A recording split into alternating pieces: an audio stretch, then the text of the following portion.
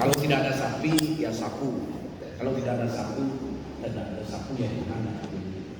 Oke, jadi hidup ini kan sederhana sekali. Cuma ada orang-orang yang menganggap hidup ini harus rumit. Kalau tidak rumit, seolah-olah dia belum hidup. Oke, rupa-rupanya saya akan bertanya dulu. Kita mau rumit apa mau sederhana? Sederhana itu sama dengan simple.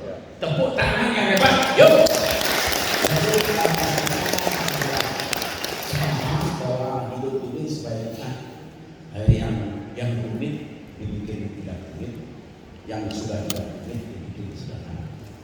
Sederhana buat bisa dilaksanakan. Kelihatannya saya ini gugup ya karena berhadapan dengan ini orang-orang yang hebat nih, yang atur listrik, karena saya itu pernah mengalami hal yang sangat fatal gara-gara listriknya pingsan 24 jam 24 ekor koi saya mempertahankan. Lalu Pak waktu itu Pak Idris sudah dari Sambur itu yang menteri SDM itu beliau saya bilang Pak, ini gara-gara PLN pingsan selama 24 jam, ikan-ikan saya mengembangkan 24. Bayangkan kalau 2 hari. Padahal ikan saya cuma 30. Nanti yang mengeluarkan 48, dari mana saya nyari ikan? Jadi itu tadi saya terima kasih bahwa Bapak, Ibu-ibu semua sudah mengurus PLN secara optimal. Dalam hal ini saya tidak main di maksimal. Karena maksimal itu akan menunjukkan minimal, lawannya akan muncul minimal. Sedangkan optimal itu tidak ada yang dilawan. Nah tadi saya agak terkejut karena Pak Arya tadi menyampaikan kepada saya ini sudah bersaing sama dia ini bikin singkatan akhlak bagus sekali, amanah, kompeten, harmonis, loyal, adaptif. Ini adaptif ini luar biasa. Ini luar biasa. Ini tidak semua orang punya kemampuan untuk itu. Lalu kolaboratif. Tadi waktu pertama saya disampaikan kompetitif. Saya sudah ragu apa ini bertentangan dengan hati nurani saya ya, karena saya adalah orang yang tidak suka berkompetisi. Nah kalau bapak-bapak, ibu-ibu, kalian juga nanti kompeten di atas. Ya. Ini yang bikin. Nah jadi kalau bapak-bapak lihat perkembangan kami hadir adalah tahun 80. Saya dulu guide Jerman karena saya pernah membuang diri saya ke negeri Jerman. Gara-gara saya dulu itu mau masuk di Airlangga, lalu saya lihat setelah tes tak ada namanya. Tapi begitu saya balik ada yang nggak usah khawatir. Yang penting bantu. Saya pun kenapa?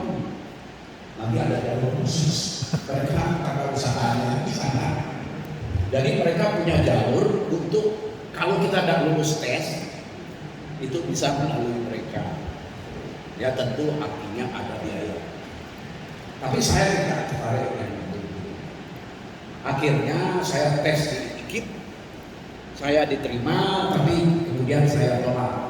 Saya tidak mau masuk gigit karena ada Bapak Surat SA itu dia kolonel itu teman dari orang tua saya.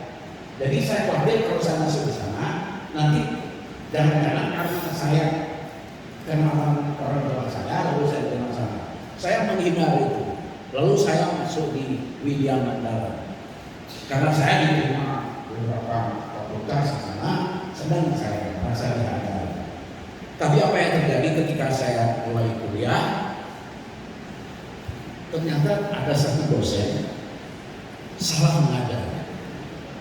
Nah, karena waktu itu masih lebih muda dari saat ini, saya sekarang masih muda, tapi lebih muda. Nah, saya tegur, Pak, kelihatannya Bapak salah. Apa yang Bapak sampaikan itu tidak benar. Tapi beliau marah. Atau mungkin salah saya kurang tepat. Beliau bilang, saya sudah jadi dosen 10 tahun. Beliau mengatakan demikian. Lalu kalau saya menjawab, ya Bapak baru jadi dosen 10 tahun. Saya sudah jadi manusia 20 tahun. Jadi ini tidak ada hubungannya dengan berapa lama kita menjadi apa. Tapi Bapak salah, dan kalau Bapak terus saja hal yang salah ini, nanti anak didik Bapak itu akan salah dan terus dibawa. Dan begini kan Pak, dari Bapak lebih baik besok saya bawa ke Bapak referensinya supaya kita berdebat kusir tak ada gunanya. Karena debat kusir itu perlu dihindari. Nanti kalau kita masuk di debat kusir itu karena debat kusir itu adalah perdebatan antara kusir dengan udara. Tidak akan pernah selesai dan ada solusi. Nah, jadi itu termasuk tindakan sia-sia. Lalu apa yang terjadi? Ternyata besoknya saya bawa jawabannya, kemudian beliau pernah salah, lalu tidak minta maaf secara terbuka, tapi minta maafnya cuma kedua. Tapi akhir tahun saya lulus semua, kemudian satu mata pelajaran saya tidak lulus. Ya saya cari dan saya dapat. Tapi waktu itu saya tanya, Pak, saya sudah lulus semua, tapi satu mata pelajaran belum lulus. Gara-gara itu saya tidak bisa berangkat kembali. Lalu bilang, pelajaran apa? Ya pelajaran apa? Masa? Bapak heran toh? Kalau Bapak heran, saya belum heran. Karena saya termasuk kelas menengah. Jadi mahasiswa Bapak yang kelas menengah. Kalau saya tidak lulus, separuh mahasiswa Bapak yang lulus. Begini saya kemarin kan mau belajar. Jadi saya mau belajar dari kesalahan saya. Saya melihat pekerjaan saya. Ada nggak? Diam. Jadi diamnya kan repot juga. Kapan saya bisa mendapat jawaban saya yang salah sampai saya tidak lulus? Besok bisa Pak? Ya, bisa. Besoknya saya cari, tidak datang. Kedua hari tidak datang. Hari ketiga saya tunggu sampai makan siang lewat itu. Kemudian karena saya harus ke WC, saya ke WC. Nah waktu saya balik dari WC, saya lihat dia udah masuk. Ya saya ikut masuk. Lalu saya tanya, Pak, bagaimana ketemu? Saya bilang, oh Anda lulus ya? Pak, saya bukan tanya saya lulus atau enggak. Saya tanya mana pekerjaan saya yang menyebabkan saya tidak lulus. Minggu lalu itu saya tidak lulus sudah. Ada lulus, kalah ya. Loh, Bapak kok tidak ngerti ya? Saya kemarin ini mau belajar, bukan mau lulus. Sebab saya kalau seharusnya saya tidak lulus, Bapak lulus kan? Bapak kan sama. Tapi kalau saya seharusnya lulus, Bapak tidak lulus, Bapak juga salah. Jadi salah ya, jangan berpanjang. Nah, kemudian apa yang terjadi? Yang kebetulan kakak saya mungkin ada yang kenal cerita kakak saya, orang yang kenal, yaitu Pak Jaya Semana. Itu kakak kandung saya secara hukum tidak, karena beliau sudah dianggap diadopsi oleh Pak Taman Soekarno yang mengajar saya. Jadi dia pas pulang. Jadi dia itu kan luluskan matnya sunat laut. Jadi belum selesai kuliah sudah jadi dosen di sana. Jadi dia bilang, kamu tidak, kamu nggak usah di sini kan, kamu terlalu merdeka. Jadi merdeka itu bagus, tapi terlalu merdeka biasanya eksesif. Apapun nanti kalau terlalu pasti eksesif. Oke? Setuju ya? Makanya kalau ada istilah kami, ampunan bos. Bos, apa ya kalau bos pasti tidak bagus. Termasuk termasuk bagus itu kalau terlalu bagus kan nggak bagus. Oke, tepuk tangan dulu. Oke, go. Kenapa kita harus sering tepuk tangan? Karena di ujung dari kita itu ada syarat-syarat yang perlu diketahui. Oke, tepuk tangan lagi. Nah, jadi waktu itu akhirnya tanpa sebetulnya saya belum pernah membayangkan saya berangkat ke luar negeri. Karena saya orang yang tidak suka belajar, tapi suka bisa curang. Apapun harus bisa, tapi tidak suka belajar. Bagus saja, tidak bagus lah, tapi itulah saya. Nah, tapi apa yang terjadi ya sudah, gara-gara dikasih tahu, sudah balik ke Jerman sudah. Karena kalau di Jerman itu sistemnya tutorial. Jadi satu dosen itu bertanggung jawab terhadap beberapa mahasiswa-mahasiswi. Kalau orang sudah diterima di perguruan tinggi lalu sampai tidak lulus, yang dicurigai yang perlu diselidiki adalah dosen pembimbing. Jadi enak misalnya kuliah yang sudah nanti kalau kita tidak lulus dia yang dimarahin. Makanya kalau kita benci sama dosennya, jangan dilulus sendiri kita. Oke? Nah, itu sistem di sana. Nah, tapi apa yang terjadi yang suka menimbulkan hampir salah paham karena guru saya di sana cewek cantik, wah sering ke kamar saya nanya dari mana guru ini kan orang-orang kan bingung juga ya, tapi untung belum terjadi apa karena memang akhirnya saya sadar oh ini dia sedang menjalankan tugasnya. Oke, jadi apa yang terjadi akhirnya saya katakan. Nah, salah satu yang saya anggap terbaik yang saya terima sikap teman-teman saya di Jerman waktu itu adalah mereka itu supportif. Nah, ini supportif ini bukan supportif saja, tapi support, mereka itu support. Nah, seingat saya tidak main ini, main musik juga salah-salah. Tapi kalau untuk acara cukup, itu loh. Nah, tapi apa yang terjadi? Kalau saya di Surabaya atau di Indonesia di Bali, sampai nanti pasti ada yang datang. Begini dia sombong. Padahal bukan sombong, cuma main. Nah, ini kelihatannya banyak. Perlu kita sadari bahwa kita punya sifat-sifat yang demikian. Artinya, makanya jangan sampai bikin susah orang. Jangan sampai suka dengan susah orang. Karena orang susah itu, orang yang hidupnya susah, biasanya susah melihat orang senang. Tapi senang melihat orang lain susah. Banyak kan itu? Banyak kan? Tidak. Halo? Tidak. Banyak kan teman-teman kita yang begitu? Tidak. Hah? Tidak? Tidak. Ada ya? Tapi tidak banyak. Tidak. Marilah kita 5%. itu tidak banyak. Dan lebih bersyukur lagi kita tidak termasuk orang ini. Tentu anak kita.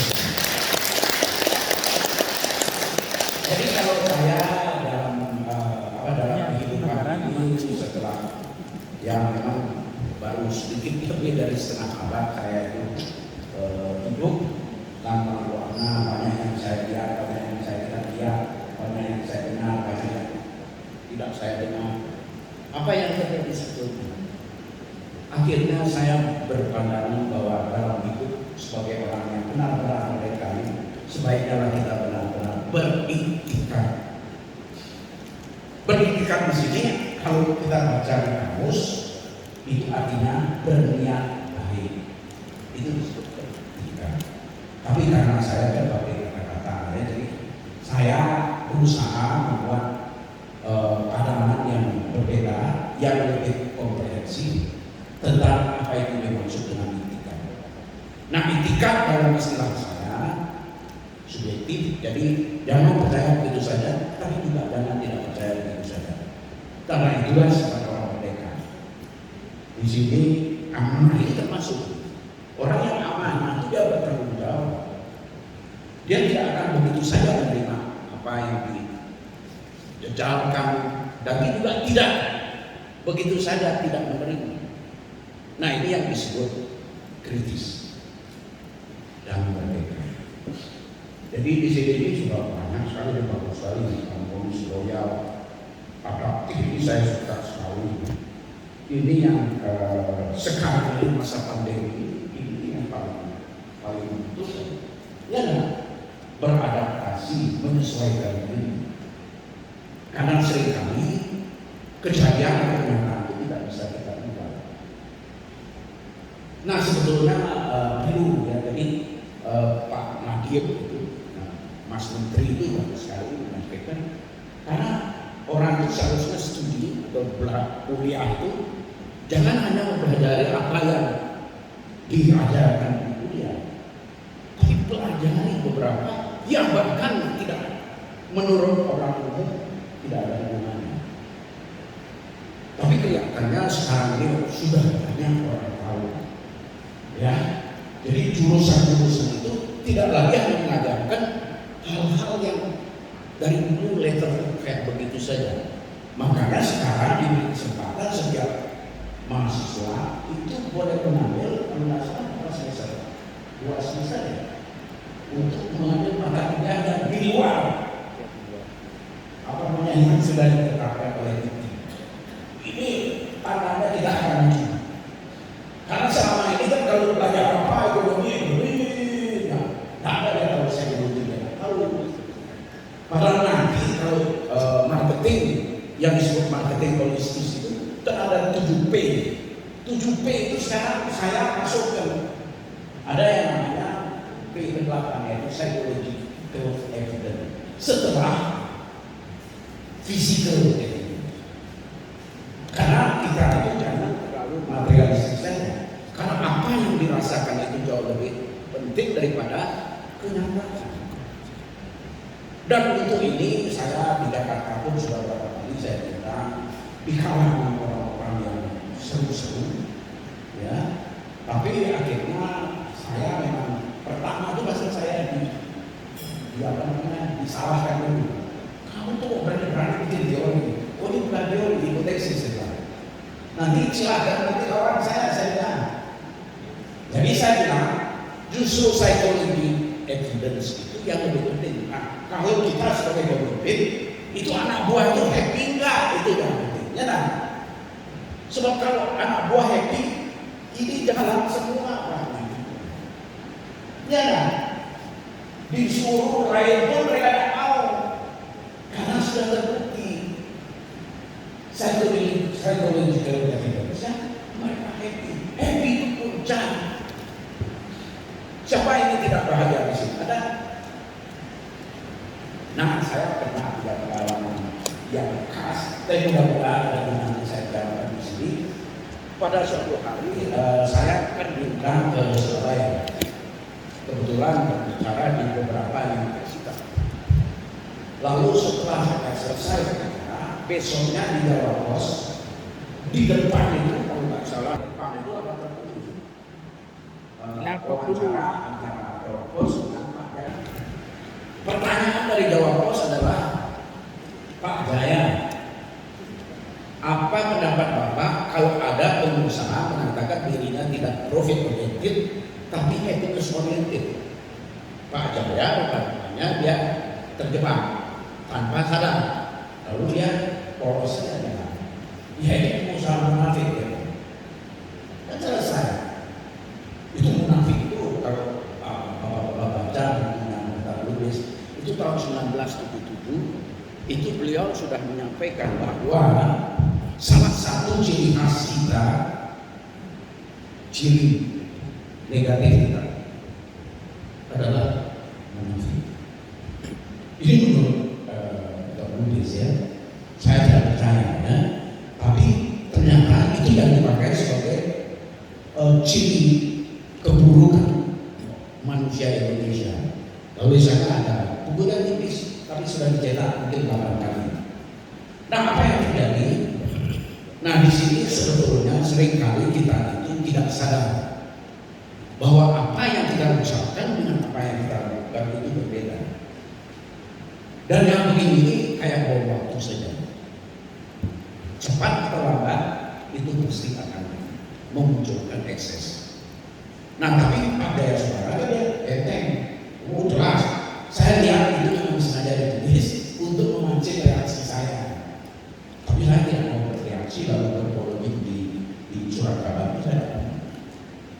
sebenarnya dari pihak Jawa Pos sudah beberapa kali minta mau nulis tentang saya, tapi sampai sekarang saya belum siap karena saya bilang saya dulu bikin buku bodoh sekolah dasar masih baik itu sudah 6 kali cetak ulang dan itu sudah terjual kalau tidak salah itu 6 kali apa namanya itu kalau revisi. yang edisinya kemudian kalau sampai itu disebut apa itu?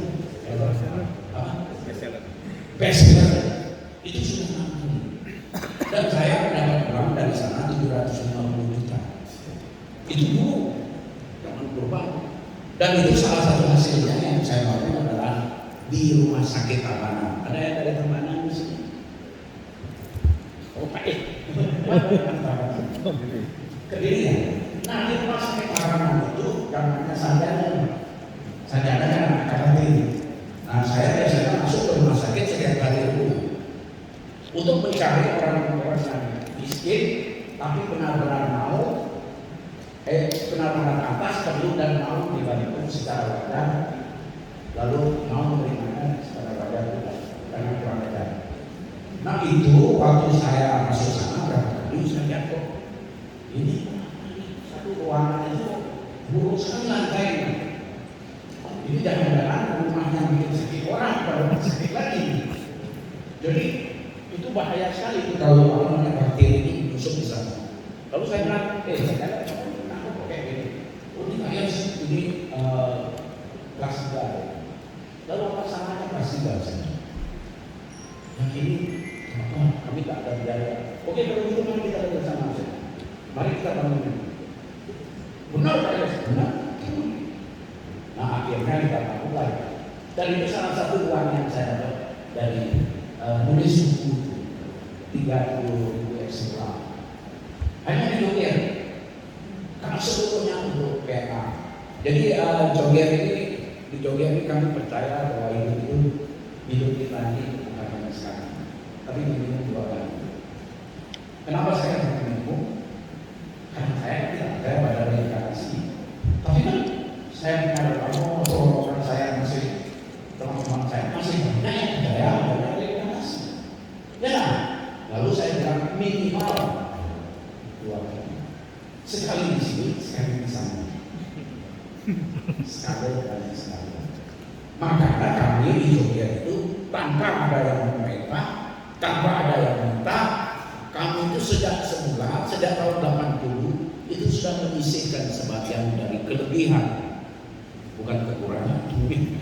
Padahal orang kekurangannya begitu. Kami kelebihan ini kami sisihkan untuk melakukan PMA. Karena apa? Seperti kami bekerja secara baik, jujur, legal dan menyenangkan itu sebenarnya kan PMDN.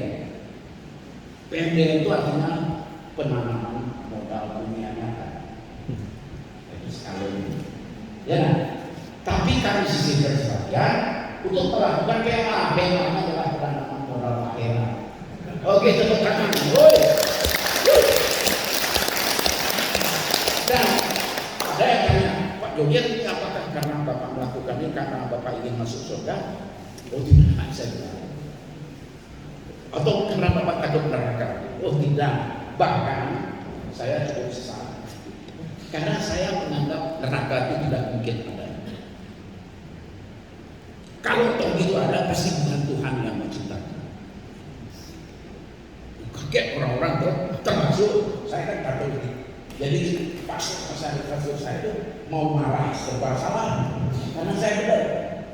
Karena kalau kita memang percaya bahwa Tuhan itu maha baik, tidak mungkin Tuhan itu bikin neraka yang tidak baik. Karena pasti ada pihak lain. Nah biasanya kalau orang itu kalah, masa kamu bilang tidak ada? Harus ada. Ya kalau memang harus ada, udah ada. Mungkin kamu ya jangan minta bikinlah, kamu yang bikin saja. Kadang-kadang repot.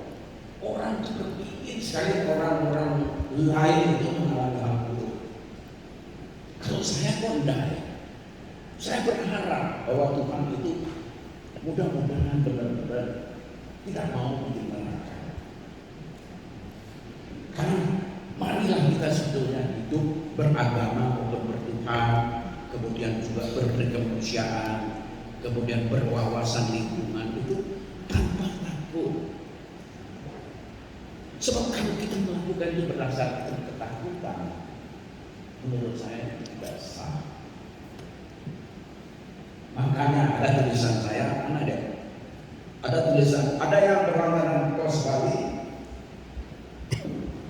ada PLN berlangganan, ada pos Bali, bukan Bali Pos. Ya. Jadi coba nanti kalau bisa, karena itu Pak Naryono di sana. Jadi Pak Naryono itu dari dulu sama saya, tapi sebetulnya beliau minta saya nulis dulu kan di toko, kemudian ada tulisan-tulisan kecil itu sebetulnya renungan dari kami. Ya tapi selalu saya mengatakan apa yang saya sampaikan itu bukan teori, bukan tesis, tapi itu tesis. Nah, saya selalu bertanya, atau bagaimana menurut Anda? Karena saya mungkin saya itu salah baca buku. Karena saya umur 11 tahun itu sudah baca buku kayak bukunya Suami PM Anda, yang kayak gitu. Itu kan bacaan-bacaan Bos Cokroaminoto, bacaannya Bung Karno, Bung Hatta itu, Bung itu kan. Saya waktunya 1,5 jam. Ini baru habis berapa? Masih 45 menit. 45 menit. Nah, saya khawatir nanti tidak cukup ini. Karena ada tulisan saya tentang bahwa anarkis itu sebenarnya baik. Karena kebanyakan orang sudah termakan. Anarkis itu sebetulnya artinya tanpa penguasa. Kemudian tanpa ada orang yang harus bertanggung jawab untuk karena kita. Itu yang sebetulnya. Dan nanti kalau saya sampaikan itu sebuah tulisan saya tulis itu sebetulnya anarkis angkatan pertama itu adalah Buddha Gautama. Karena Buddha Gautama itu kan apa? Dia harusnya penguasa, dia raja, dia pangeran, tapi dia melepaskan semua itu. Karena dia bilang untuk apa? Untuk apa saya itu memimpin orang lain? Seharusnya orang masing-masing memimpin dirinya sendiri. Jadi seorang pemimpin, kalau saya sampaikan, itu membuat orang-orang yang percaya pada dirinya untuk mau, mampu, sempat, ikhlas dan mantap memimpin dirinya sendiri.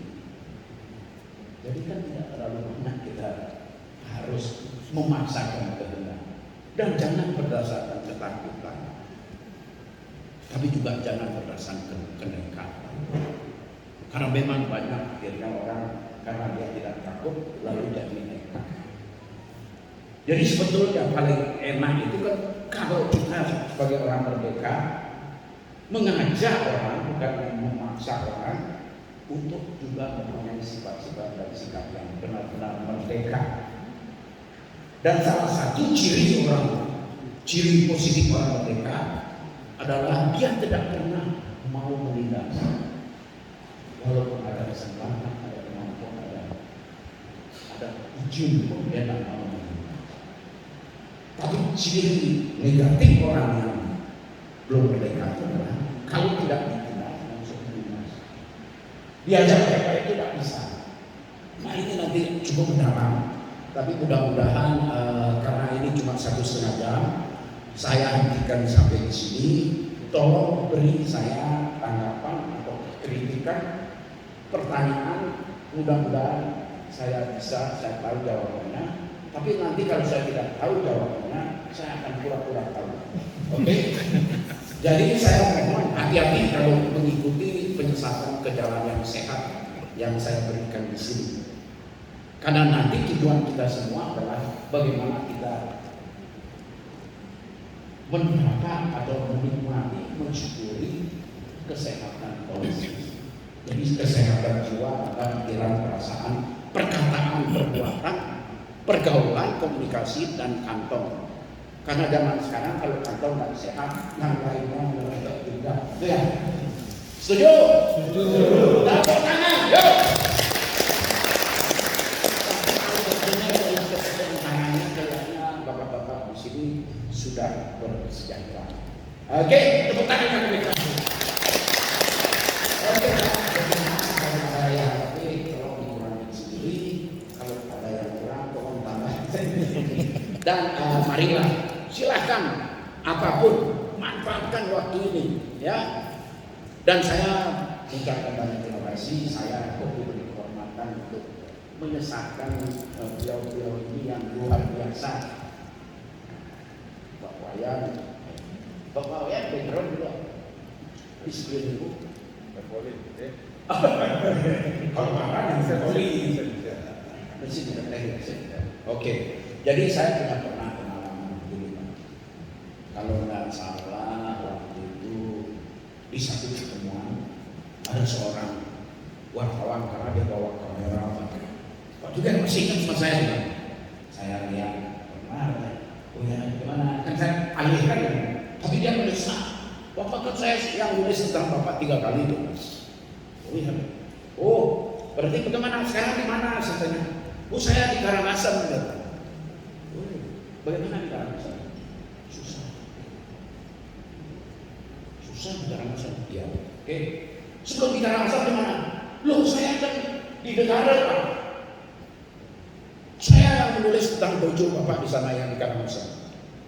Lalu bagaimana di negara sorry tadi. Bagaimana waktu di negara? Susah, Pak. Susah. Kan baru 2 susahnya kan. Sebelum di negara di mana? Loh, saya kan di Tabanan turun mana? Seolah-olah saya tidak tahu dia di Tabanan. Padahal saya tidak tahu. Lalu bagaimana waktu di Tabanan? Susah, Pak. Ini baru 3 susahnya ya. Lalu sebelum ditambah, loh, saya kan di Denpasar, Pak. Lalu bagaimana di Denpasar? Susah, Pak. Lalu saya tanya, Pak Ali, Anda disitu di mana? Oh, saya teknik, Pak. Dulu kuliahnya di mana? ITS. Lalu saya ceng gitu, kayak ada lampu hidup gitu, ceng gitu. Oh, pantes di ITS. Ya pantas, karena ITS itu kan Institut Teknologi Susah. Lalu saya bikin desain itu ITS, Institut Teknologi Susah. Wih, laku sekali, luar biasa. Karena apa? Di bawahnya ada penjelasannya. Kenapa? Untuk masuknya susah, jadi untuk lulusnya susah, dosennya banyak susah, dan bikin susah anak. Ngasih PR macam-macam sampai pucat-pucat orang. Pokoknya saya banyak susahnya itu. Dan nanti setelah lulus cari kerjanya susah. Setelah dapat kerja susah. Wah, jadi tepuk tangan, yuk.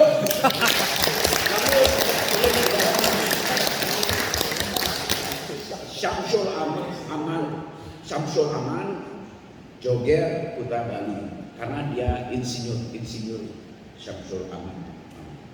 Anam. Jadi saya kirim 2, lalu saya kasih amplop 250.000 rupiah. Waktu itu Pak, lumayan bisa beli jangkrik banyak. Siapa yang benar jangkrik? Nah, apa yang terjadi ya itu akhirnya dia heran kenapa saya kasih, karena Anda lah saya temukan desain itu. Jadi saya biasanya mencantumkan nama orang yang apa namanya ketemu saya gara-gara dia lalu saya bikin. Nah itu jadi ya hati-hati masuk ITS, apalagi keluar karena institutnya memang susah. Oke? Tapi Bapak kan nama Bapak udah ya, nah itu Kodam. Brawijaya Kodam juga Pak. Tepuk tangan untuk Pak. Oke. Sebentar lagi mau pakai siapa nih? Moderatornya saya. Ya, tidak perlu Pak. Silakan. Baik, tolong dicatat karena saya silakan kawan-kawan. Saya kira pertanyaan bebas ya. Jadi teorinya Pak Dokter ini kan teori happiness, pengusaha happiness. Jadi sesuatu semuanya tidak harus diukur dengan profit, dengan kebahagiaan. Ya, makanya kami juga sebetulnya setiap salam itu salam sehat dan jangan lupa bahagia. Akhirnya kita sudah mulai dengan teori. Silakan teman-teman yang lain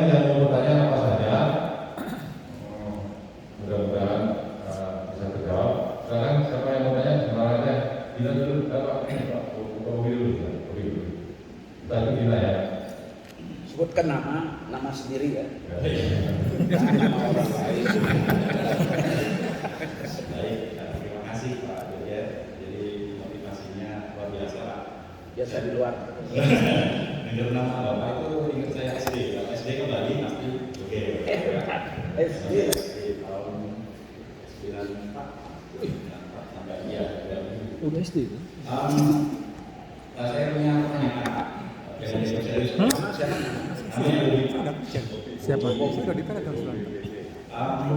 Biasanya gini Pak, kalau orang-orang besar itu, saya selalu biasanya kalau orang besar itu kan pasti dimulai dari perjuangan.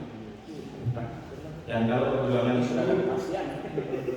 perjuangan itu biasanya kan tidak mungkin semuanya mulus Pak. Seperti di film-film itu nggak ada yang langsung menang, nggak, pasti ada sesinya kita turun, jatuh, kemudian bangkit. Nah, bahkan kalau katanya kan bukan seberapa dalam kita jatuh, tapi seberapa cepat kita bangkit. Nah, untuk seorang doge, seorang bapak, daya lenting itu kan Ungkit. Daya ungkit. daya ungkit. Istilah bahasa Inggrisnya apa? Ada kok. Rebound. ini balik rebound. Rebound. Lenting kalau rebound itu kan hubungan kembali. Tapi Ya ungkit. lentingnya itu jadi tiang gitu. Itu dia ya.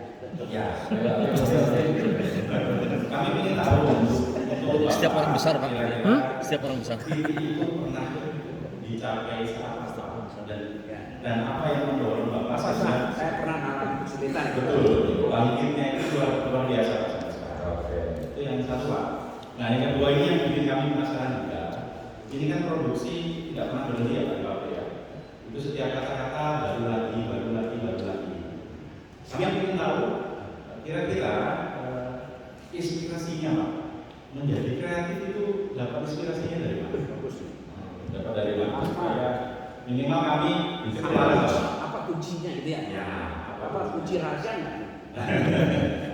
Kunci Nah, sukses. kalau seminar Pak, biasanya kalau seminar itu di sini semangat keluar ruangan hilang Pak. Nah kalau seminar Saya harap itu Pak. Oke Pak, itu aja. Oke, Pak Bobi. Terima kasih.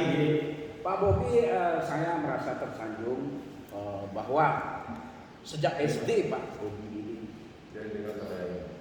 Oh ya, halo. Jauh dulu, Pak. Oh, iya. Oke, jadi saya merasa tersanjung ya, jadi bahwa Pak Bobi masih menang bahwa sejak tahun 94 sudah berhasil kami tipu ya. Karena sebetulnya menurut saya yang namanya marketing itu sebetulnya adalah bagaimana caranya kita menipu sebanyak-banyaknya orang secara baik-baik, jadi secara baik-baik, jujur, legal, adil, dan menyenangkan. Tepuk tangan. Ini saya sudah sampai ke UI apapun sudah ini saya pertanggungjawabkan. Memang kalau sepintas selalu orang marah. Tapi nanti kalau saya ceritakan riwayat saya sendiri, itu bapak-bapak akan mengerti bahwa sebetulnya hidup ini memang komplikasi. Ya nah, tapi bagaimana kita mendasari penipuan-penipuan kita itu dengan etika, sehingga ketika kita menipu tidak terlalu berat, tidak terlalu cedera orangnya, ya nah, kita bahkan sebaliknya merasa senang, puas, lalu gembira, sejahtera dan bahagia. Jadi sekarang ini ada sekitar 358 UMKM yang sudah berhasil saya tipu secara baik-baik, jujur, legal, Dan menyenangkan.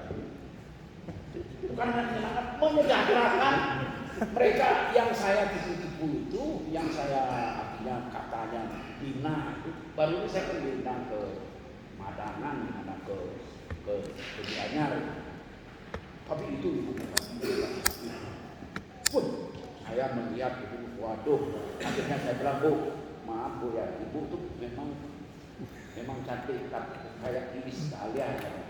Cuma ibu tuh lebih muda, lebih cerdas dan lebih cantik, saya senang.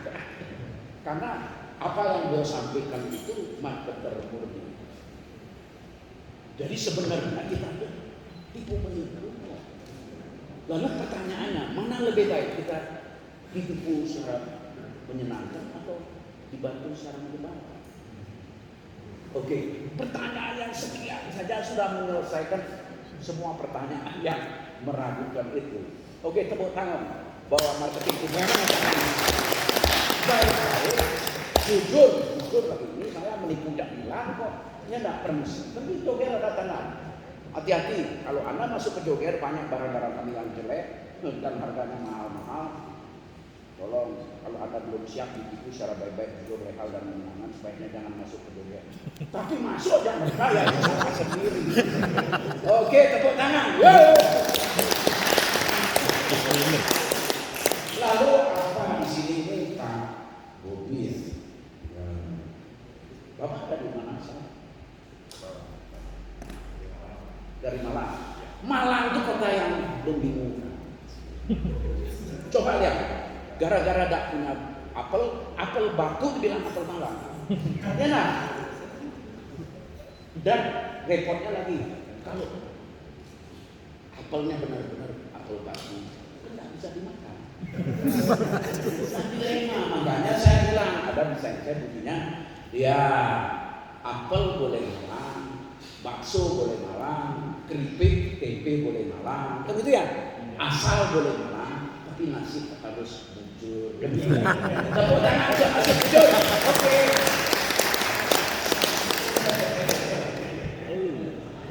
Dan sebetulnya puncak detik marketing kesuksesan materi itu, ketika kita menipu orang, tapi orangnya malah merasa menipu kita. Itu ini kalau sudah lalu kan mana mungkin kan? Gini loh, saya pada sebuah hari saya lewat, tapi mereka kan nggak tahu siapa saya dulu tuh. Waktu saya lewat mereka kepikiran keluar dari Joger pagi sebelum kami buka. Tapi sudah keluar dari Joger, itu kan berarti dia dapat musuh sebelum kami buka.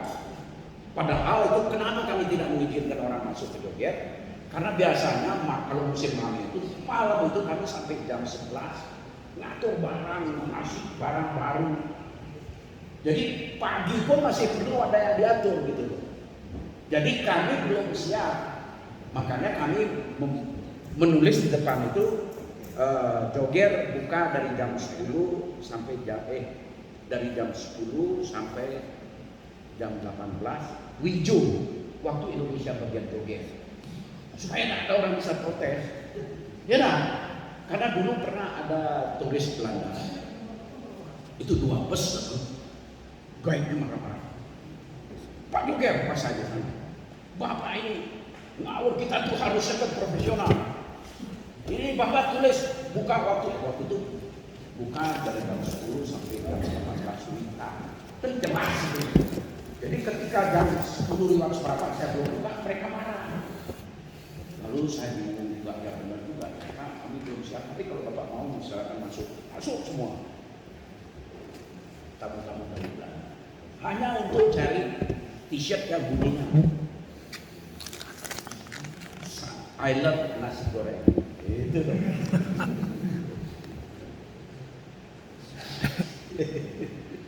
Jadi sebetulnya dari mana? Dilarang makan sabun, lebih baik makan nasi goreng. Itu aja yang saya tulis. Tidak ada apa-apa lagi. Itu dicari oleh banyak orang karena ada kita nasi goreng orang Belanda kan banyak yang Indo itu dia masih nostalgianya ingat nasi goreng gitu. Dilarang makan sabun, lebih baik makan nasi goreng. Itu dicari. Tapi ya udah, saya malamnya lagi berpikir susah sekali menipu, sudah baik-baik, jujur, legal dan menyenangkan, tapi kok tetap disalahkan. Lalu 2 hari kemudian saya makan sabun. Buka dari jam Dilarang makan sabun. buka setiap hari selama 24 jam per 3 hari gitu. Jadi kan 8 jam setiap hari. Jadi tidak salah lagi. Lalu buka dari jam 10 sampai jam 18 Wijo waktu Indonesia bagian Wijo. Nah minggu depannya datanglah itu kayak itu lagi, bawa 2 bus lagi orang-orang Belanda juga. Jam 10 lewat 10 belum buka, marah lagi kan. Pak Joger tidak bisa dikasih tahu. Oh iya, bagaimana? Ini lagi sekarang ini jam 10 lewat 10 juga belum buka. Pak, kalau yang dulu saya terima marah Bapak. Kalau sekarang Bapak tolong baca. Dia, apa ya? Begitu dia baca, ngakak dia ketawa. Nah ini enaknya. Jadi lalu dia naik ke atas bus, dia jelaskan. Itu semua turun itu tamu-tamunya minta foto dengan saya. Ada orang hilang. Tapi kan mereka tertipu tapi senang, gembira gitu. Wah foto, ya saya ajarin foto. Nah kalau foto dengan saya kita tahu caranya. Nanti ada yang mau foto enggak? Saya. Oke, jadi begini. Jadi kaki kayak gini. Nah, jadi ini yang ini di atas pusar, jangan di bawah pusar. Menandakan bahwa kita bersyukur untuk masa lalu kita. Ya ini di atas ya. Lalu yang ini angkat sedikit gini, senyum. Tuh, ini tandanya apa? Kita percaya bahwa orang yang mau mampu sempat ikhlas dan mantap mengambil hikmah dari masa lalunya, maka masa depannya jauh lebih mantap. Mau lebih mantap masa depannya? Oke, gitu. Nah, lalu upayakan senyum. Karena ada istilah senyum lebar rezeki lancar. Setuju? Setuju. Nah, tapi justru karena itu jangan pernah tersenyum lebih lebar daripada senyum. Oke? Itu robek namanya. Karena apapun kalau terlalu tidak bagus, termasuk terlalu lancar, tidak rasa apa-apa. Padahal yang namanya kebahagiaan seharusnya dirasakan. Dan buat tangan untuk kita semua. Ini sebenarnya saya seperti apa? Kita pun jangan kehilangan akal. Selalu berusaha. Kalau misalnya hidup di sebagian Bangun 47 menit. menggunakan ganti kacamata. Baru 47 menit.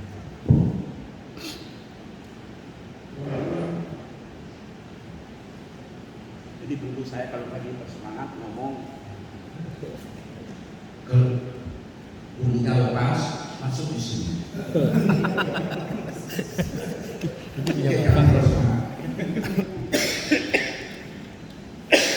Nah jadi pada dasarnya tadi saya bilang Bulunya lepas. Bulunya lepas. Bulunya lepas.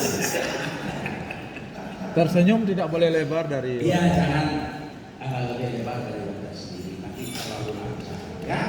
Oke jadi nanti kalau mau foto hari saya senang ya.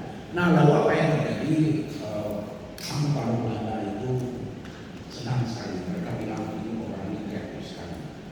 Nah sebetulnya bahkan ada yang bilang jenius macam-macam.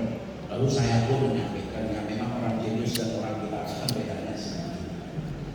Tipis. Jadi kalau orang jenius itu adalah orang yang sering kali sadar bahwa dirinya kadang-kadang gila. Benar. Tapi kalau orang gila itu biasanya dia selalu sadar bahwa dirinya selalu jenius. Oke? Tepuk tangan untuk kita semua ya. Oke, jadi bagaimana Pak Oki sudah terjawab? Padahal saya belum menjawab, tapi sudah terjawab. Sudah. Oke, jadi silakan. Pak, mau ada yang tanya lagi? Tadi yang belum dijawab masalah sulit itu Pak. Yang mana? Ada nggak masalah sulit di balik pertanyaan? Itu sudah saya. Sebetulnya saya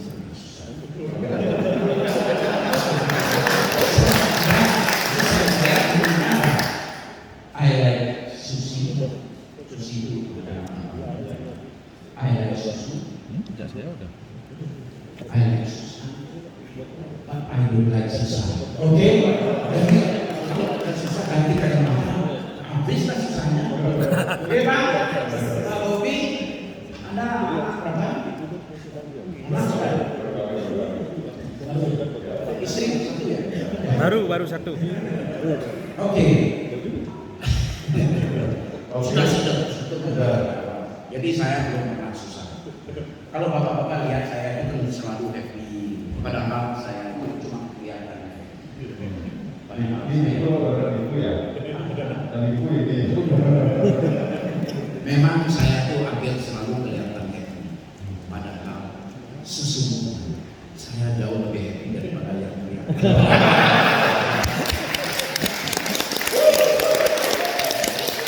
Ya, pertanyaan berikutnya bisa kita jawab lagi. Nah, Baik, terima kasih Pak Cian. Jadi ya, oke. Motor ini juga saya mungkin dulu saya pernah dengar kalau Joger itu hanya membuka satu cabang motor dan tidak akan pernah membuka cabang lainnya. Kita pernah dengar seperti itu Pak. Itu bukan cabang. Apa ya? Joger Ya, kalau Joger nanti Ini kita apa apa yang ya? kata Joger? Lo yang bapak yang di lulus dia. Di lulus itu kan bukan cabang. Itu teman. Itu bapak pacar. Teman, tempat penyaman.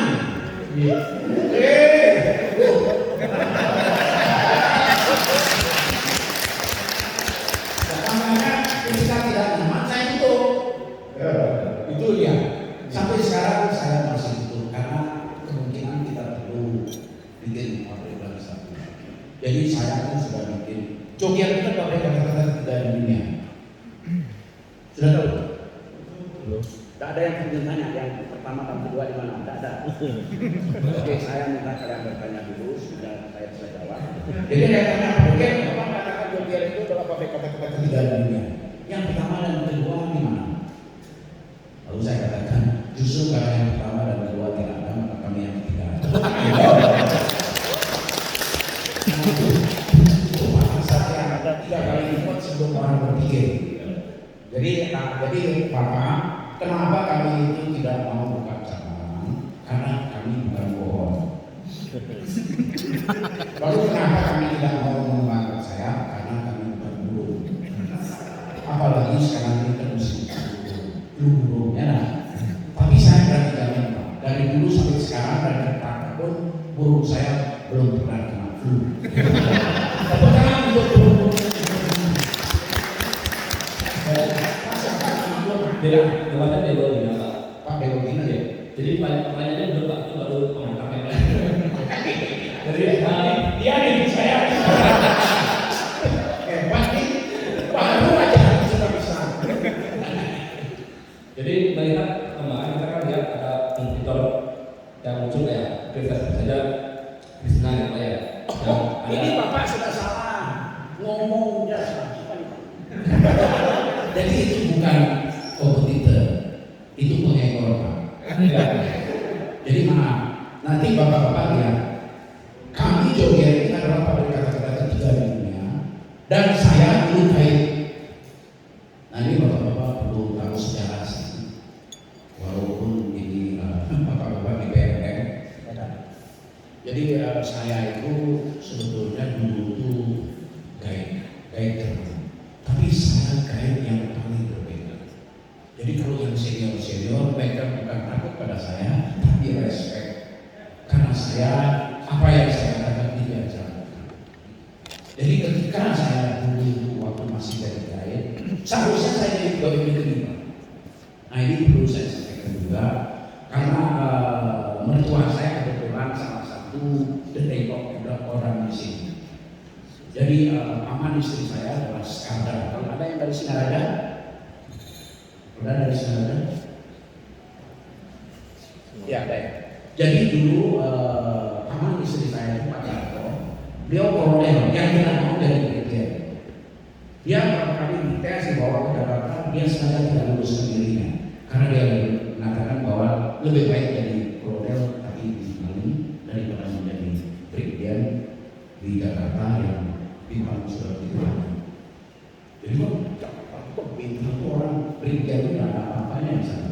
Sedangkan beliau di sini kolonel itu waduh, dan kebetulan beliau Skandar. Skandar itu stres kekayaan daya.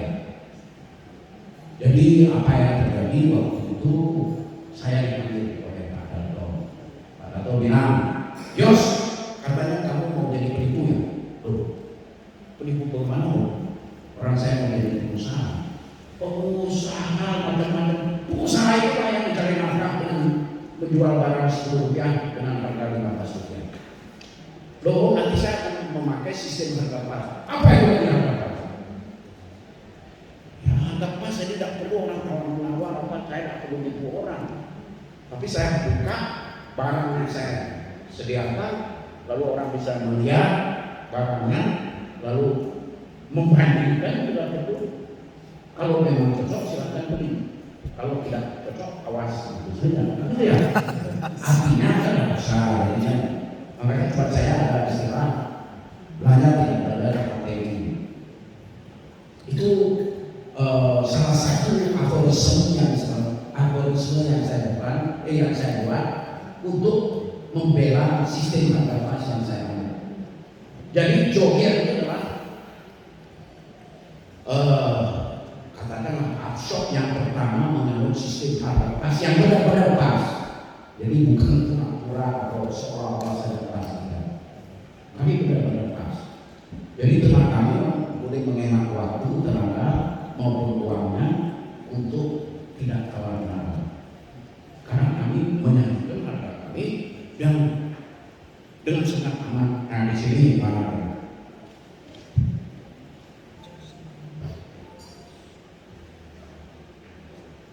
dengan aman ini.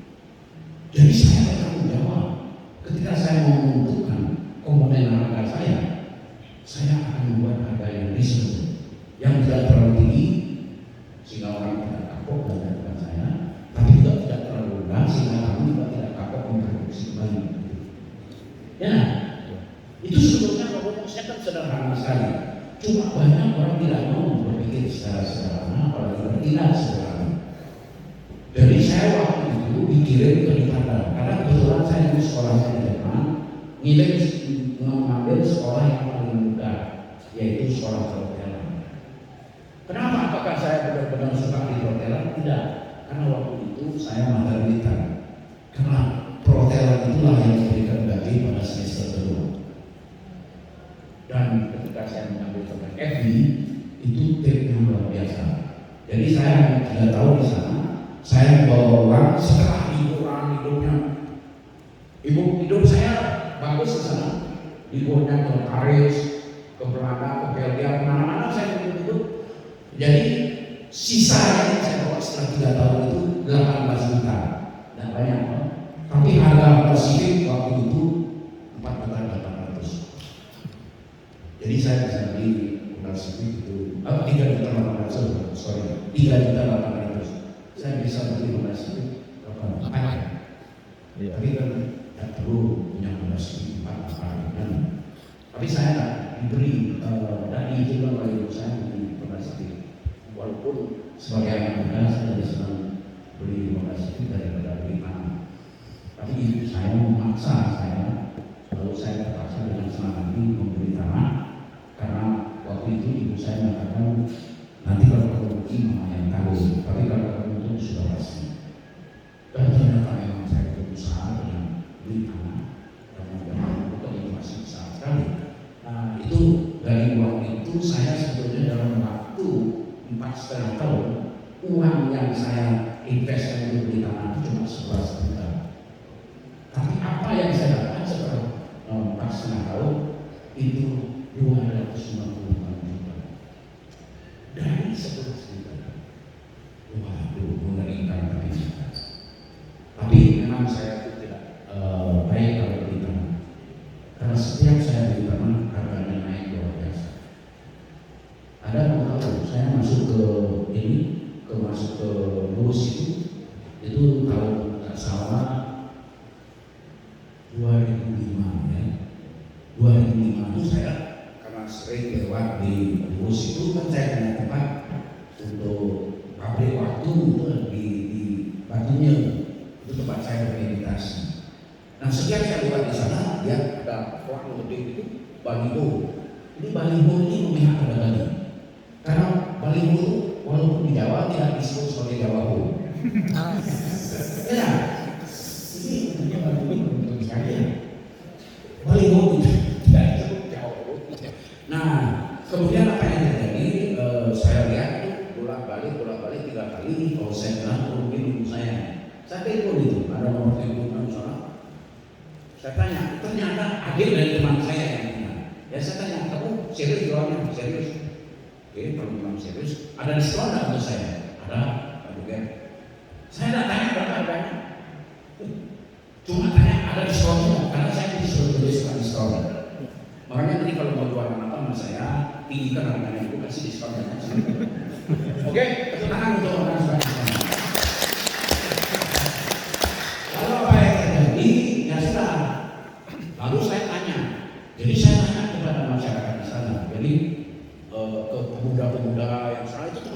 tadinya yang joger, teman joger, teman sama.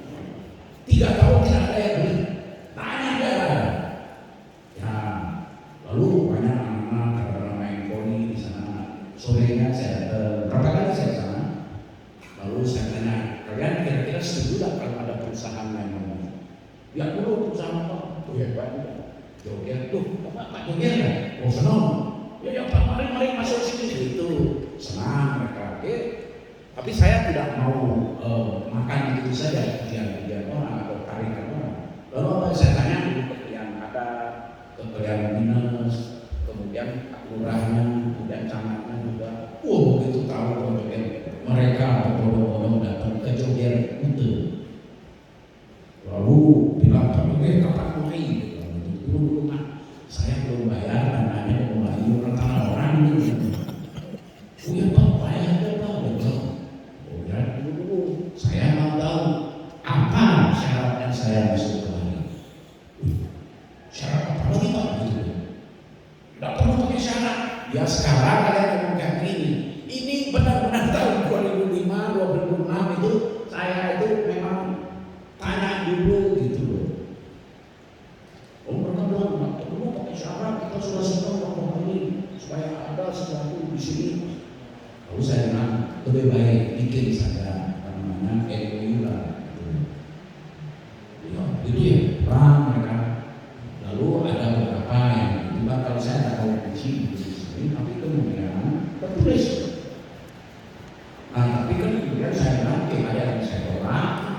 Nah contohnya sebetulnya nanti kalau mau ya, sebetulnya jangan ada syarat yang mewajibkan pengusaha mengambil atau memakai tenaga asli dari desa. Karena itu bahaya sekali, mengandung tidak profesional. Kenapa? Nanti banyak seperti di Ubud itu kan kejadian. Karena saya banyak Ubud itu kan minta saya masuk juga. Dan hampir semua kabupaten di Bali ini ingin saya masuk. Tapi kan saya tak punya kemampuan, di samping juga punya kemampuan. Dan saya juga ingin banyak-banyak punya. Lebih baik sedikit karena cukup daripada banyak tapi kurang. Artinya kurang mampu. Ya dah. Kalau saya punya usaha terlalu banyak, apa sempat saya datang ke undangan kayak begini? Kan rugi saya.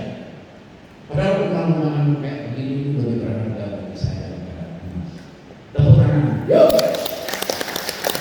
Ini saya bicara tahu apa kemudiannya bosan jadi apa pegawai negeri dan tidak pengusaha. Kadang-kadang masih itu, kadang masih dibutuhkan amalan pekerjaan karena mungkin.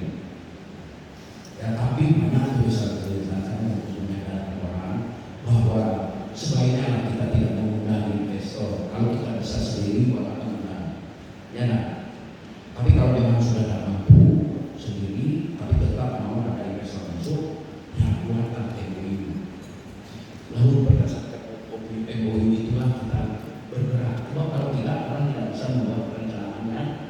Terus itu kalau saya tuh yang tengok, sebetulnya kan bukan hanya dalam negeri, luar negeri. Bahkan kalau Malaysia sampai menteri pendidikannya datang ke saya, minta saya dekat di Malaysia. Karena gaungnya kita sampai ke Malaysia, ke Hongkong, itu banyak sekali orang-orang TKW di sana itu sangat senang pakai joget-joget paling bagus. Nah tapi karena apa? Karena kita memang ini dan simpel-simpel saja. Nanti banyak ya seperti buka koya-koya tua kaya tadi masuk program itu kan sampai itu sampai saya sempat mau ditutup, tapi karena yang mau tutup bingung nanti apa yang dimaksud dengan sesat. Kemudian ada satu desain saya yang ini, kalau hanya sekedar begini 1000 kali sehari itu boleh-boleh saja. Orang cuma begini, mereka maksudnya begitu. Nah itu urusan mereka. Ya nah. Loh itu bapak maksudnya bukan begitu. Loh sudah jelas kalau hanya sekedar begini, bukan begitu. Begitu pun kan kalau baik kenapa? Kalau niatnya baik, apa begitu tidak boleh? Begitu itu apa? Ada lagi desain yang dia goblok, tolong jangan anu saya, karena kalau anu saya nanti anu saya bisa apa anu itu katanya bodoh. Sejak kapan anu bodoh? Bodoh dah anu itu apa? Ada kalau itu sampai ada kongres atau apa namanya pertemuan untuk membahas apa arti kata anu. Dan sekarang coba ini di sini coba bahas apa arti kata anu. Mungkin 3 hari 3 malam tak selesai. Ya lah. Karena anu itu bisa berarti apa saja, termasuk berarti anu beneran ya. Tapi anu beneran itu apa? Nah lagi orang cuma anu. Untung ada kata anu, itu yang menyelamatkan orang ya. Cuma kalau tak ada kata anu kan orang, kamu yang benar jawabnya. Itu lo anu tuh, kan gitulah. Jadi menunggu waktu sih. Oke, jadi saya tahun 99 itu pernah katanya mau ikut. Terus saya bilang nggak usah kalian yang ikut nanti jam 6 kalau untuk kami pasti ikut. Tapi ya akhirnya mereka tidak bisa apa-apa. Dan kemudian sampai diadakan seminar, lalu saya sampaikan mereka tidak mengerti apa yang dimaksud dengan pornografi. Kalau saya bermain di etimologi, saya memang melihatnya kayak ngawur, padahal saya memang ngawur. Tapi ngawur saya bisa dijelaskan dengan argumentasi yang sehat. Jadi pornografi itu sebetulnya dari kata porni. Porni itu artinya wanita dalam. Itu bahasa Latin, bahasa Yunani kuno. Jadi zaman dulu itu kan memang ada. Nanti kalau kalian pernah ke Turki atau itu kan di sana ada di apa perpustakaan itu ada nanti kayak kapal kaki itu jadi orang nanti kalau kakinya pasang ke sana boleh masuk sana.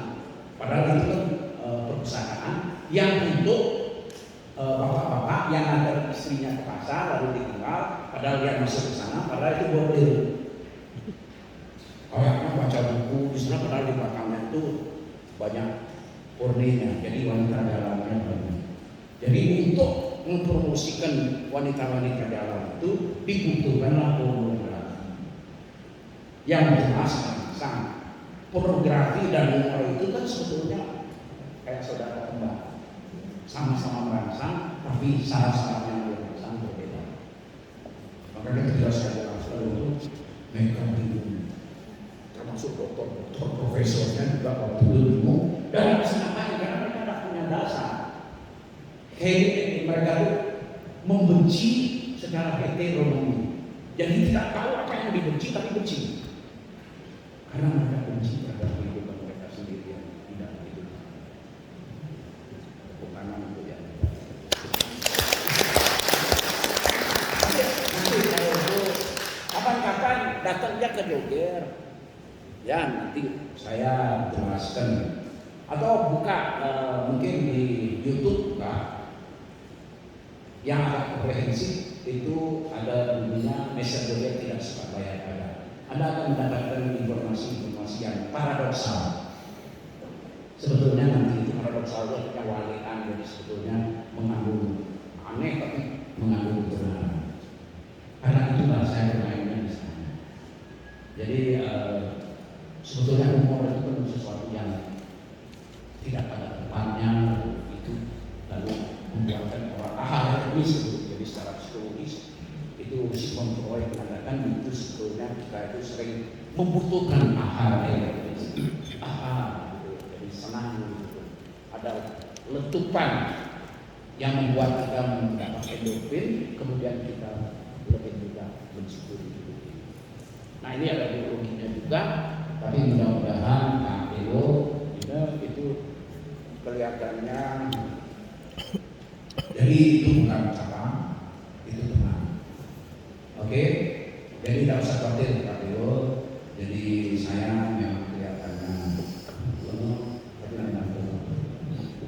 Oke, jadi Pak Wayan. Oke, ada lagi cepat. Masih ada pertanyaan? Ada pada sisi ini? Oh, ya Pak. Kok yang perempuan tidak ada ya? Oh iya, ada Pak Dito. Hah? Bagaimana ini? Ini perempuan yang nanya. Ini perempuan yang nanya. Kok kering sekali? 1, 2.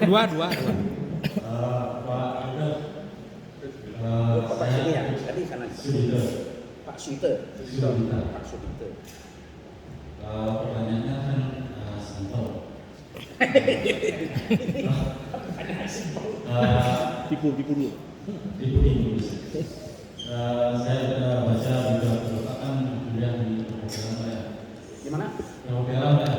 Ya, Kenapa Bapak bisa itu bukan kuliah, sekolah. sekolah ya. Kenapa Bapak bisa menelurkan ide itu membuat apa namanya? Pertanyaan karena apa bisa ya? Membuat pabrik Enggak, tadi Bapak tanyanya Pak Sudito tanya karena apa Bapak bisa gitu ya? ya Oke, bagus. pabrik kata-kata. Yes. Nah kemudian seperti yang disampaikan Pak Bobi tadi, pabrik kata-kata ini kan terus berlanjut. Ide-ide itu apakah muncul spontan dengan lewat mimpi Bapak?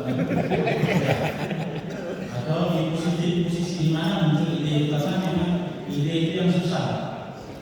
Nah kemudian yang ketiga dalam Bisa topik sebenarnya ini, dikit. bisnis apa yang Bisa sebenarnya bikin, tapi memang kita harus Bagus Pak Sudito. Pertanyaan Anda ini bagus sekali. Jadi Bapak tanya karena apa saya bisa yang menemukan ide-ide itu ya? Sebetulnya ini saya juga kadang-kadang bingung ya. Apakah saya mencari ide ataukah ide mencari saya? Dan benar-benar saya dari dulu ya. Kenapa Bapak kok pakai ini namanya bikin bisnis kata-kata ini karena apa? Bagaimana Bapak mencari ide itu? Saya bilang saya tak tahu ini. Jangan-jangan kata-kata itu karena dia banyak kata-kata yang dikabulkan artinya bahkan dibolak-balikkan artinya seperti kata analis itu tadinya positif jadi negatif. Dan ini kan politik bahasa itu luar biasa. Jadi kekuasaan melalui bahasa itu sangat berbahaya. Karena dengan kata-kata itulah sebetulnya kita bisa membuat orang menjadi senang, gembira, tapi marah juga bisa. Ya kan? Karena orang jadi down kata-kata juga. Oke, mari Bapak Pasita mari saya ingat Bapak ini penting. Ini ada albumnya Karlo Palu. Mari Pak sudah di sini. Di sini saya akan menunjukkan bahwa jiwa dan raga kita itu sebetulnya berbeda. Ya, jadi Pak Sudito itu kan tak kenal saya ya. Jadi Pak Sudito itu orang ya. Pak Sudito sekarang Bapak kidal tidak ya? Ya, oke, aman. Ini tangan. Oke, semua kenapa? Bungkung ini. Oke Pak Sudito, itu datang siapa? Apa yang Ketut Sudito? Umur 17. 47. Ada Sudito siapa? Datang. Ketut Sudito, kemudian 47 sudah menikah? Anak berapa? 3. Istri? Oke. Semua benar ya? Oke, Bapak Ketut Sudito umur 47 sudah menikah, anak 3, istri 1. Tahan sekolah. Tangan saya lebih kecil dari tangan Bapak, tapi Bapak saya akan turunkan Bapak tahan sekolahnya, pakai tenaga dalam, celana dalam, silakan tahan ya Pak Ketut Sudito umur 47. Oke, sekarang bilang, pasangkan. Bilang, nama saya Tommy. Nama saya Tommy. Tommy Rahmin. Tommy Rahmin. Umur saya 22. Umur saya 22. Belum menikah. Belum menikah. Oke. Ini kan bohong semuanya. Ini sekarang buktikan. Ini sekarang saya bayar begini ya. Oke. Bapak, namanya Bapak Tommy Rahmin. Ya. Sekarang saya transportnya Tommy Rahmin. Oh, tahan sekuat-kuatnya Tommy Rahmin. Ya kan? Lagi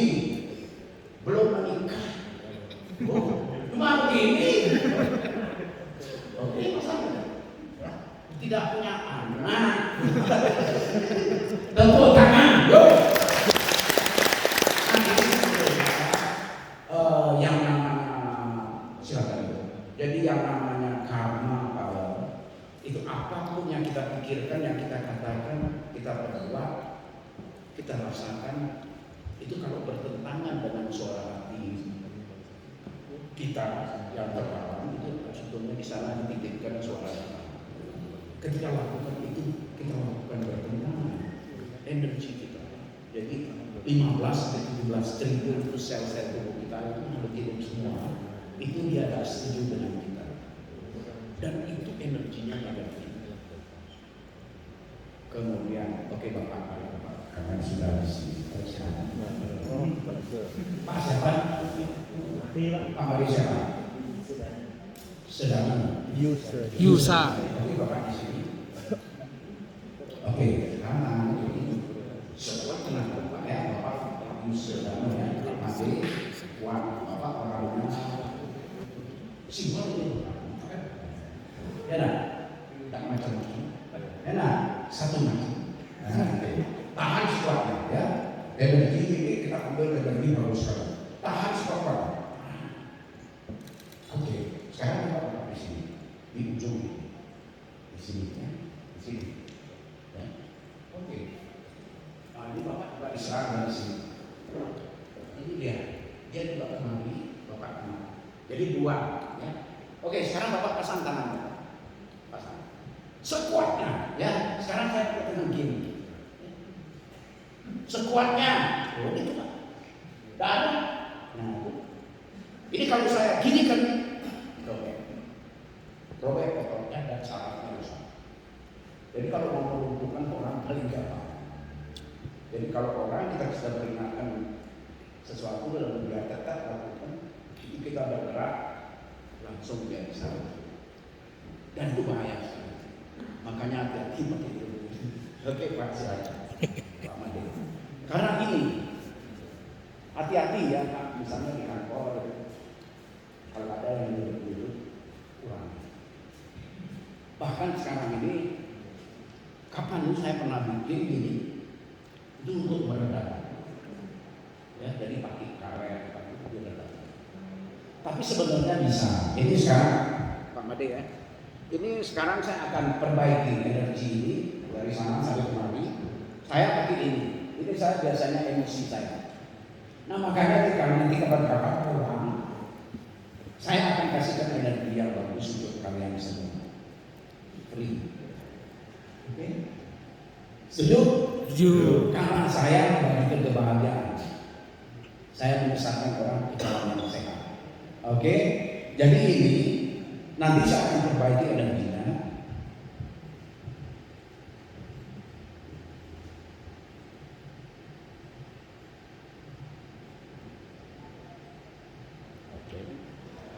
Biar Pak.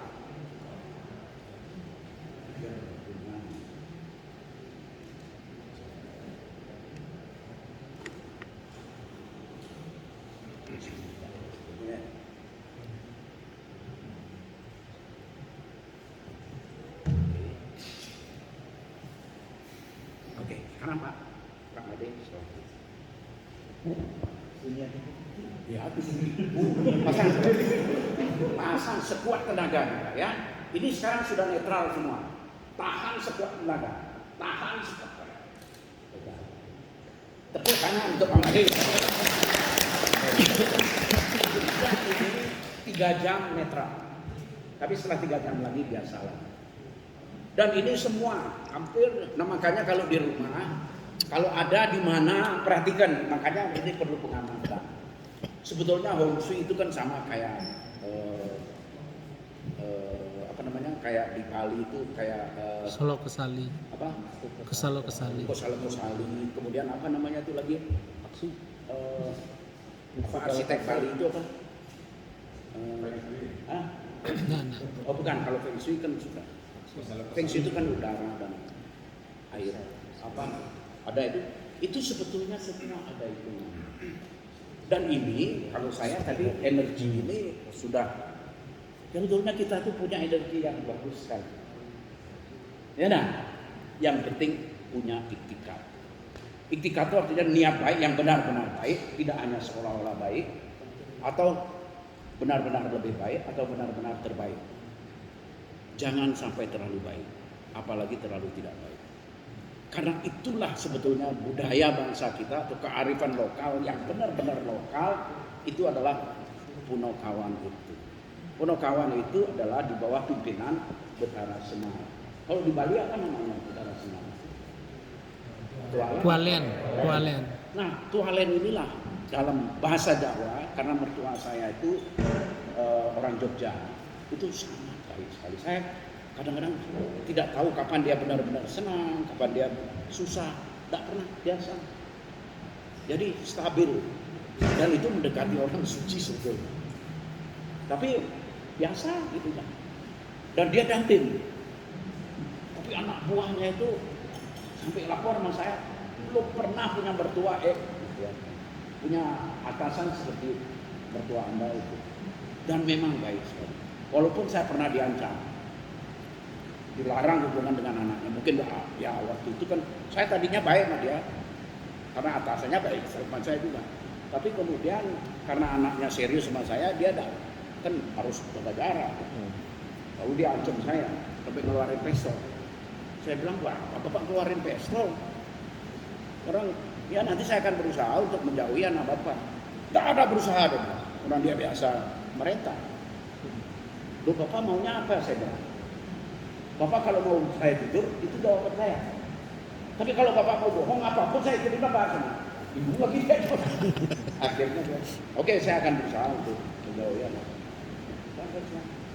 Lagi pula Bapak, ingat, kita laki-laki, anak Bapak perempuan. Nanti kalau terjadi apa-apa, mendadak gitu, pelan-pelan saya bilang. Jodoh kan bukan di tangan siapa saya. Tapi karena dia CPN, saya tanya, ini pacar saya tanya, kamu serius gak sama saya? Kalau saya serius sebetulnya. Kalau kamu benar serius, saya akan tunggu kamu sampai 21 tahun. Karena setelah itu bapaknya tak punya hak lagi untuk menguasai dia. Akhirnya setelah 21 kan ya atas persetujuan semua jadi baik. Dan itu kisah saya. Dan akhirnya sore ini saya sampaikan hati-hati. Jangan sampai berniat terlalu baik, apalagi terlalu tidak baik. Dan itu energinya tidak bagus. Itu akan memakan tidak banyak geram-geraman itu. Jadi dia energinya itu pelan-pelan. Ya. Makanya kalau bisa baik, jujur, ramah, rajin, bertanggung jawab, berimajinasi, berinisiatif, berani, bersyukur, bermanfaat, tekun dan tahu diri. Nah itu sikap hidup kami di Jogja. Jadi bukan saya tidak menganggap diri saya pemimpin, dan mereka, kami adalah sebuah keluarga yang dikelola secara kekeluargaan. Jam sostek maupun BPJS tidak masuk di kami. Ngeri tuh. Berapa kali kami diancam ngapain? Karena sistem kami jauh lebih bagus. Bahkan kejaksaan, tadinya dipikir kejaksaan kita takut. Nah, saya tuh jarang sekali takut. Karena berani juga nggak pernah. Orang apa berani orang nggak takut? Tuh kalau saya, ada apa? Tanya saya, bagaimana? Salah saya. Menurut Anda salah. Nanti coba kita bicara. Kalau kalian nanti tahu ya, itu sebetulnya sekarang itu sampai di pusat. Itu terakhir itu di mana, di Polda Badung. Karena di kejaksaan begitu jaksa-jaksanya itu ketua kejaksaan negerinya yang tanda tangan itu tidak berani ketemu saya. Bukan jaksanya, mungkin jijik saya tidak tahu apa. Pokoknya dia tidak ketemu. Padahal dia mengundang. Kalau sama saya mereka mengundang. Tidak berani memanggil. Karena saya yang memasukkan diksi mengundang itu dalam kantor-kantor yang merasa dirinya lebih tinggi daripada rakyat yang merupakan bos mereka. Rakyat ini kan kita ini rakyat itu loh. Mereka harus kerja yang benar. Kita bayar pajak kok. Ya nah. Makanya nanti kalau bisa lihat, Mr. Joger tidak suka bayar pajak. Tolong tulis di YouTube. Catat dulu, jangan manggut-manggut nanti bisa. Udah direkam, Pak. Hah? Udah direkam. Direkam nggak bisa catat. Dan nanti akan dapat Bapak itu informasi yang paradoksal. Begitu pula yang lain-lain. Ada lagi yang satu itu pejabat Bali tidak suka makan beras Bali, sudah tahu. Itu ketularan dari ini pejabat-pejabat Indramayu. Pejabat-pejabat Indramayu juga tidak mau makan beras Indramayu. Tahu kenapa? Nah nanti lihat di sana, Mr. Joger promosi beras Bali. Tuh. Oke, silakan. Tepuk tangan, yo,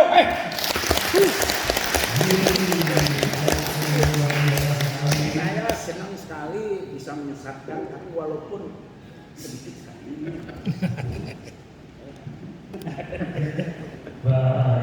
Luar biasa sekali, sangat memotivasi, menginspirasi sekali. Juga menghibur ya. Betul. Maksudnya tidak terlepas dari hiburan ya, dari Mr. Joger tadi ya. Baik, karena memang waktu juga yang membalas kita dan mohon izin Bapak kita cukupkan untuk sesi Mr. Joger sampai di sini. Di kesempatan yang lain kita undang lagi untuk berbagi pengalaman. Bisa juga mau misalnya ketemu di Joger bisa, tapi minta aja waktu. Free itu juga, jadi tidak ada kami dapatnya ilmunya juga kan free, kami bagikan juga free. Dan sebetulnya yang penting kalian miliki itu adalah itikad itu. Sebab nanti dengan bekal itikad itu kita melakukan apapun nanti wajar-wajar saja, optimal, tidak mau berlebihan secara baju dua ranah bertetadi. Baju dua ranah bertetadi ini perlu saya sampaikan lagi adalah benar-benar baik, benar-benar jujur, benar-benar ramah, benar-benar rajin, benar-benar bertanggung jawab, benar-benar berimajinasi, kemudian benar-benar berinisiatif, kemudian benar-benar berani, kemudian benar-benar bersyukur, benar-benar bermanfaat, benar-benar tekun, dan benar-benar tahu diri. Nah itu yang berhasil saya bikin, dan nanti kalau bisa baca di Pos Bali itu seringkali saya tulis mana salah satu atau salah dua tulisan saya tolong kasih Pak Wayan, karena Pak Wayan inilah akan menjadi lampu, tapi hati-hati lampu di dekat PLN itu biasanya membuat kita wajahnya jadi pucat kan kuning gitu. Tapi sekarang nggak lagi ya, dia pakai LED. Dulu kan terkenal tuh kalau mau lihat mayat tuh di depannya itu kan bukannya jadi kuning. Oke, jadi itu dulu lagi sambil menunggu itu silakan, mudah-mudahan ada pertanyaan supaya bisa ya teman-teman. Mari saya ambil beberapa, nanti saya akan pilihkan supaya Pak Wayan jangan terlalu banyak PR-nya.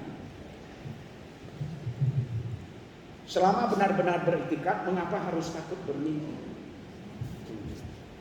Ini saya tulis, mudah-mudahan kita tidak takut bermimpi, tapi juga tidak takut tidak bermimpi.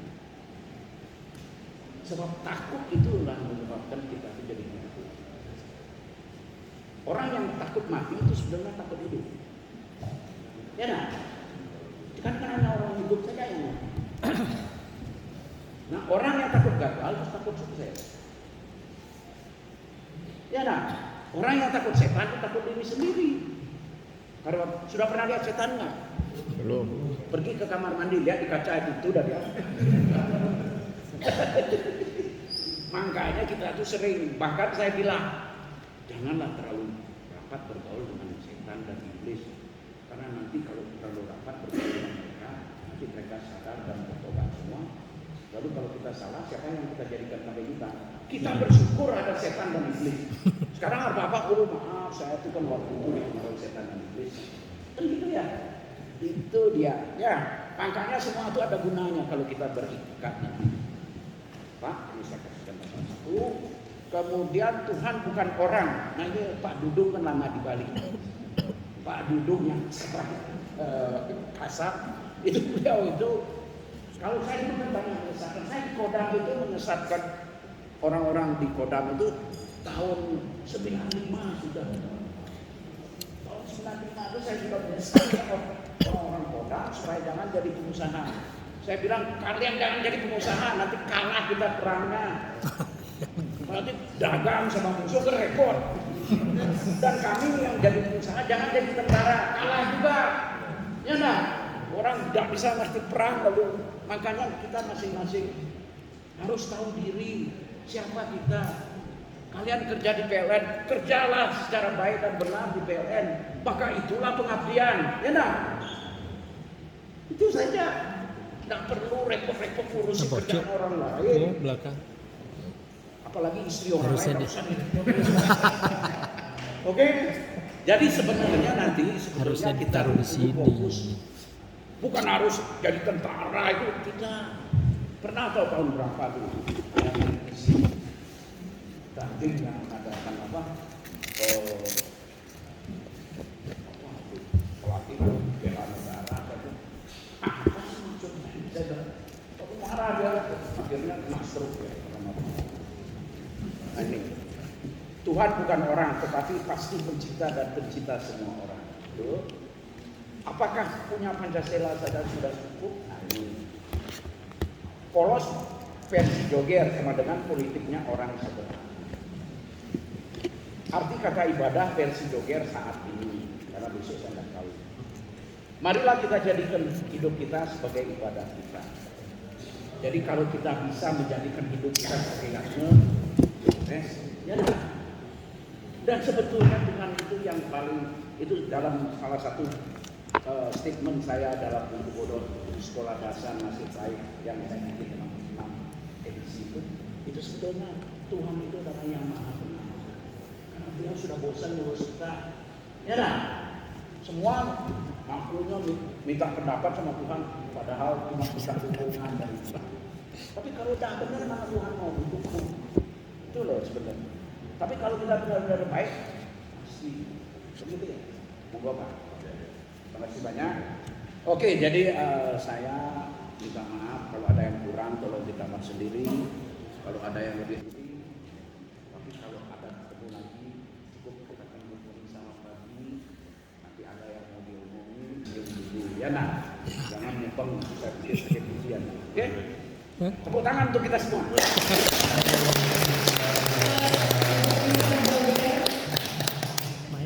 Yang sudah memberikan waktunya berbagi bersama kita pada sore hari ini. Dan sebelum kita beranjak ke acara berikutnya, kami mengundang Mr. Joger untuk kita berfoto bersama Pak. Yuk, mari.